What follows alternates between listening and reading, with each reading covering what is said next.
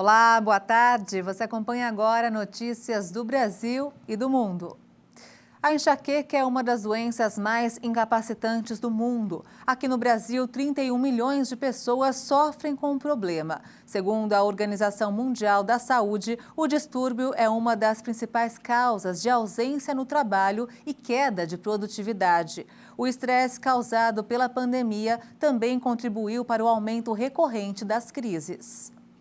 Fazia muito tempo que a Lara não tinha crises de enxaqueca, mas a chegada da pandemia trouxe muitas preocupações e as dores que estavam controladas voltaram com tudo. Devido a esse abre e fecha do comércio, isso para um empreendedor que está começando é um desafio muito grande, né? Então as preocupações, o medo também que a gente fica de adoecer, de algum familiar adoecer, fez com que eu tivesse, assim, eu tenho tido muita crise de enxaqueca, sabe? Assim, tem sido muito comum. E com a pandemia, querendo ou não, nosso estilo de vida ficou muito mais sedentário, né? Aí a gente percebe o ganho de peso, alimentação que não é tão boa quanto estava, sabe?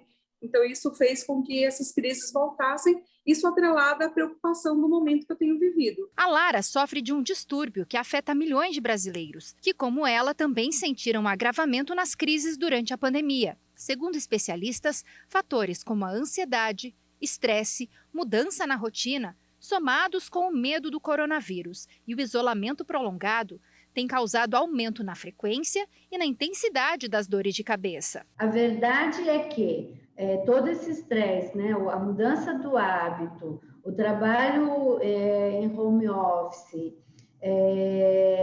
o isolamento de pessoas, porque por mais que você tenha contato com o seu grupo de trabalho, é diferente do dia a dia, você está ali, bate um papinho, toma um cafezinho, você tem momentos de relaxamento. E nesse caso você não tem. Então, isso pode não só desencadear, como agravar crises de enxaqueca, de dor de cabeça. A enxaqueca é muito mais comum do que se imagina. Aqui no Brasil, acomete 20% das mulheres e até 10% dos homens. É considerada uma das doenças mais incapacitantes e, segundo a Organização Mundial da Saúde, é uma das principais causas de ausência no trabalho e queda de produtividade. O maior problema é que a maioria das dores de cabeça, das cefaleias, elas acometem os indivíduos na fase ativa da vida. Então, por exemplo, essas estatísticas entre homens e mulheres vai muito de acordo com o que a gente sabe da incidência no gênero masculino ou feminino. Então, normalmente a gente diz que costuma ser 3 mulheres para 2 homens. Você imagina uma incidência grande na faixa etária produtiva, quantas vezes as pessoas não vão comparecer ao trabalho por ser uma dor incapacitante. Mas a boa notícia é que a enxaqueca pode ser controlada. Os hábitos de vida contribuem muito para isso, principalmente agora, durante a pandemia do novo coronavírus. Procurar manter um ambiente de trabalho na própria casa agradável, fazer coisas que te deem prazer, né? Sempre que possível, manter uma atividade física. Então, assim, o fato de você fazer uma caminhada num ambiente aberto, com os devidos cuidados, máscara, distanciamento, isso vai fazer muito bem para você, tanto em relação à dor, que você vai estimular todas as substâncias que inibem dor, nossas endorfinas, nossos endocannabinoides, nossa serotonina, tudo isso vai dar uma sensação de bem-estar e vai ajudar a controlar melhor a dor. Os Estados Unidos fazem 15 vezes mais testes de Covid-19 do que o Brasil. Aqui, o Ministério da Saúde admitiu o risco de perder mais de 2 milhões de testes de Covid que estão estocados e vão vencer esse mês, mas avisou que eles devem ser substituídos. O Boletim Epidemiológico Especial do Coronavírus do Ministério da Saúde informou que entre os dias 2 e 8 de maio, o país fez cerca de 496 mil testes RT-PCR, enquanto os norte-americanos fizeram mais de 7 milhões e meio, e os britânicos cerca de 6 milhões e 200 mil testes. Nesse mesmo período, o Brasil registrou cerca de 420 mil novos casos da doença. Já os Estados Unidos confirmaram 288 mil diagnósticos de Covid-19. No Brasil, a cada caso confirmado, foi realizado 1,2 exame. O número também indica uma alta prevalência do vírus entre os testados, em que 5 a cada 6 testes deram positivo. Assim, é bem menor a quantidade de exames realizados aqui do que em países que já estão vendo o fim da pandemia, como os Estados Unidos e o Reino Unido. Esses países, por exemplo, já vacinaram a metade da população, enquanto o Brasil aplicou a primeira dose em cerca de 18% dos brasileiros. Aqui no país, mais de 2 milhões de testes de Covid estão estocados, sem uso, e correm o risco de perder a validade. Mas o Ministério da Saúde afirmou que os testes vencidos vão ser substituídos pelo fornecedor sem nenhum custo. A Argentina anunciou nesta semana a suspensão da exportação de carne por 30 dias para frear o aumento do preço no mercado interno. Em resposta, os produtores locais decidiram suspender a venda por uma semana. Os produtores de carne argentinos anunciaram nesta terça-feira uma interrupção da comercialização de seus produtos. A medida é uma resposta à decisão do governo do presidente Alberto Fernandes de suspender as exportações de carne bovina durante 30 dias para tentar frear o aumento dos preços. Hemos decidido entre as 4 entidades da mesa de enlace. Decidimos entre as 4 entidades da Enlace iniciar a suspensão da comercialização a partir de quinta-feira até o dia 28 de abril. Que continuará até o viernes 28 às 24. A Comissão de Enlace das Entidades Agropecuárias, que reúne as associações que representam produtores e empresários do setor, rejeitou de maneira categórica a medida adotada pelo governo. Em um comunicado, a associação anunciou a interrupção da comercialização de todas as categorias de gado.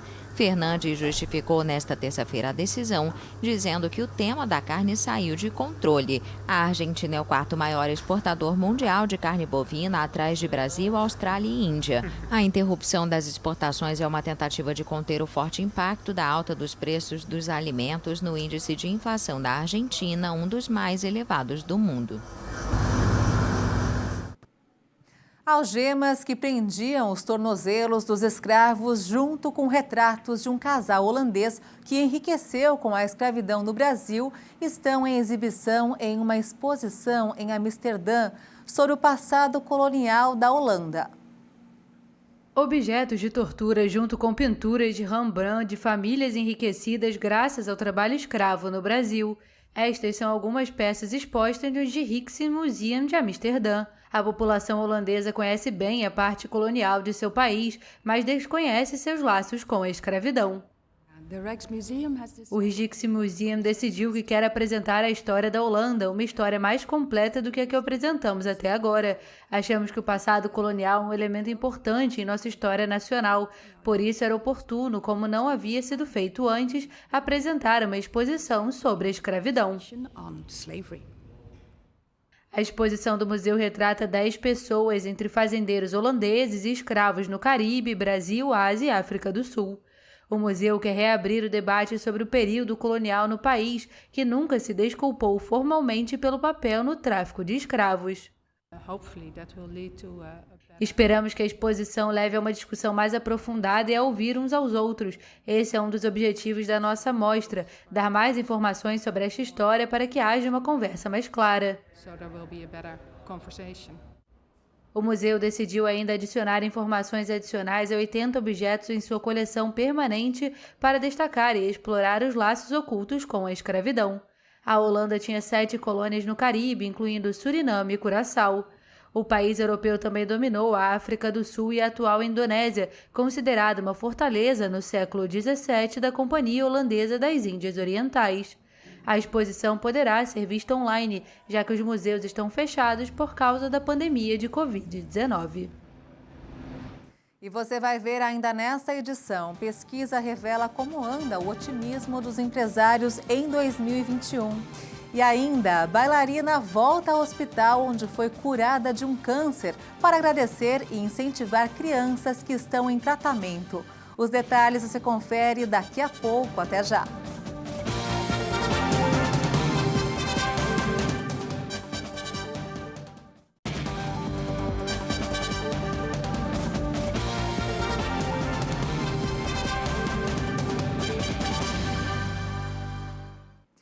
A Câmara dos Deputados aprovou a medida que libera a Eletrobras para a privatização. A estatal é responsável por 30% da energia gerada no país. O plenário da Câmara aprovou por 313 votos a 166 a medida provisória que viabiliza a privatização da Eletrobras. A MP deve ser enviada agora para análise e votação no Senado. A oposição chegou a entrar com uma ação no Supremo Tribunal Federal para impedir que a votação acontecesse, mas teve o pedido negado. O texto aprovado do relator Elmar Nascimento prevê, entre outras medidas, a emissão de novas ações da Eletrobras a serem vendidas no mercado sem a participação da empresa. Essa forma de privatização é a mesma proposta que o governo enviou em 2019, mas não foi adiante. Apesar de perder o controle, a União vai ter a garantia de poder de veto em decisões da Assembleia de Acionistas, a fim de evitar que alguns deles, ou o grupo de vários, detenham mais de 10% do capital da Eletrobras. O texto também autoriza o governo federal a criar uma empresa pública ou sociedade de economia mista para administrar a Eletronuclear, estatal que controla as usinas de Angra, e a Itaipu Binacional. Por questões constitucionais, as duas devem ficar sob controle da União. Uma pesquisa do Sebrae e da FEComércio revela como anda o otimismo dos empresários de Mato Grosso do Sul em 2021. Quase 70% acreditam que as vendas vão melhorar com a chegada da vacina contra a Covid. A pesquisa, realizada entre os dias 30 de março e 15 de abril deste ano, mostra que o empreendedorismo atingiu o maior patamar desde o início da pandemia. Registrou crescimento de 5% para a categoria formal e 21% para a informal. Quem era informal passou a realizar as atividades formalmente. Quem antes não empreendia passou a ver no empreendedorismo uma alternativa por busca de renda nesse momento de pandemia. Os empresários estão mais otimistas para este ano e continuam investindo em estratégias para manter e aumentar as vendas. Primeiro porque hoje eles já conhecem as medidas de biossegurança que podem ser adotadas para que a empresa deles consiga operar de forma segura nesse cenário. Segundo, porque eles buscaram alternativas de mercado, seja no formato da venda, no formato de comunicação com o seu cliente, no formato de entrega dos produtos para se adaptar a essa nova realidade. O estudo da FEComércio, em parceria com o Sebrae, revela também que houve mudanças nos hábitos entre os consumidores. 27% passaram a praticar mais exercícios físicos, além de outros comportamentos. Houve um crescimento relacionado à busca por cursos, qualificação de curta duração, em torno de 25% da população está buscando por esses cursos. Então nós temos aí um momento de empatia e também de reflexões e de hábitos considerados mais saudáveis. Em Mato Grosso do Sul, 69% dos empresários disseram que estão animados com o programa de imunização.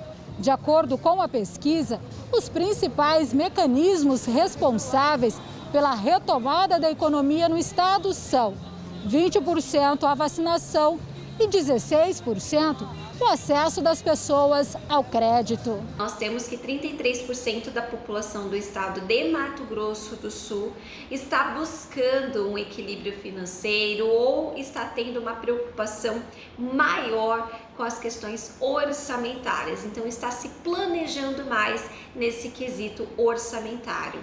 Então, apesar de termos, de fato, alguns resultados negativos, nós também temos alguns pontos de consideração que se demonstram como potencialidades e aumento do bem-estar da sociedade. Os representantes dos 27 países da União Europeia chegaram a um acordo que permite a entrada de viajantes de países de fora do bloco que já estão totalmente vacinados contra a Covid. Diante da proximidade da temporada de verão, os embaixadores dos países membros aprovaram uma recomendação da Comissão Europeia, mas a aplicação não é obrigatória. Os embaixadores da União Europeia concordaram em atualizar a abordagem para viajar de fora do bloco. O Conselho agora recomendou aos Estados-membros aliviar alguma das restrições atuais, em particular para aqueles vacinados com uma vacina autorizada pela União Europeia. Um dos pontos centrais do acordo é a flexibilização do nível de novas infecções. Para que o país seja considerado seguro e possa receber os viajantes, o número de casos de Covid-19 por 100 mil habitantes em um período de 2 semanas será aumentado de 25 para 75. Atualmente, as viagens não essenciais para o espaço da União Europeia são proibidas, à exceção de um pequeno grupo de países considerados seguros por seu baixo número de casos de Covid-19.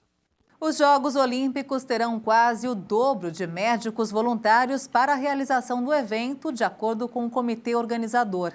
Os profissionais da saúde trabalharão em consultórios na Vila dos Atletas.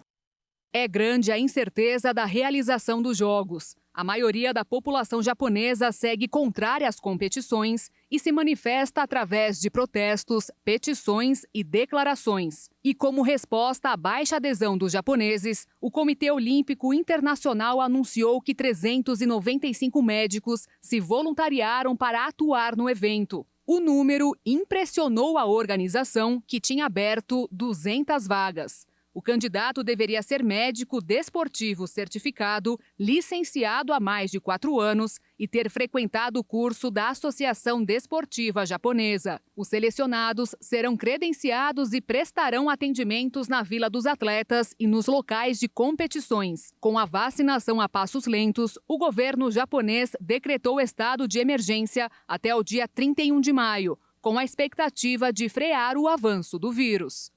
A supermodelo britânica Naomi Campbell fez um anúncio inesperado nesta semana. Ela se tornou mãe de uma menina aos 50 anos. Uma das modelos mais famosas de todos os tempos acaba de se tornar mãe. Naomi Campbell anunciou que é mãe de uma menina. Em sua conta do Instagram, a supermodelo de 50 anos escreveu: "Uma linda pequena bênção me escolheu para ser sua mãe." O post traz a foto de sua mão embalando um minúsculo par de pés de bebê. Campbell, que atualmente vive em Nova York, não deu mais detalhes. Uma das top models mais icônicas da década de 1990, Naomi já havia falado sobre seu desejo de ser mãe.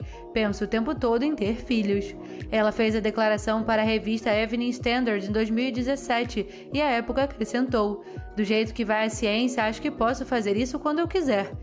Naomi Campbell costuma posar para capas de revista, uma atividade que ela alterna com trabalhos beneficentes e em ONGs, especialmente na África, assim como aparições em reality shows. E olha só essa história. Uma bailarina voltou ao hospital onde foi curada de um câncer quando era pequena, para agradecer e incentivar crianças que estão em tratamento. Vestida a caráter, a bailarina Maria Eduarda de Castro Pinheiro dançou pelas alas do Hospital de Brasília e emocionou a equipe. Foi lá onde Maria tratou de um câncer no rim, dos 5 aos 7 anos de idade. Atualmente ela tem 21 anos e é professora de balé. A dança pelos corredores do hospital foi um sonho realizado por Maria Eduarda, que tem muita gratidão pela equipe e tinha vontade de levar esperança e ânimo para as crianças que estão na mesma situação dela quando era menina. Os movimentos de sua arte e todo o sentimento envolvido por ter superado aquela fase difícil naquele mesmo local emocionaram os funcionários e os pacientes presentes. Maria Eduarda espera que suas apresentações possam se tornar algo frequente, já que traz alegria e esperança para as pessoas no centro médico, além de ser um lindo exemplo de superação. E essa edição termina aqui. Você acompanha outras informações durante a nossa programação. E para rever as nossas reportagens, é só acessar o canal Hit Notícias no YouTube. Obrigada pela sua companhia e um ótimo sábado para você. Tchau!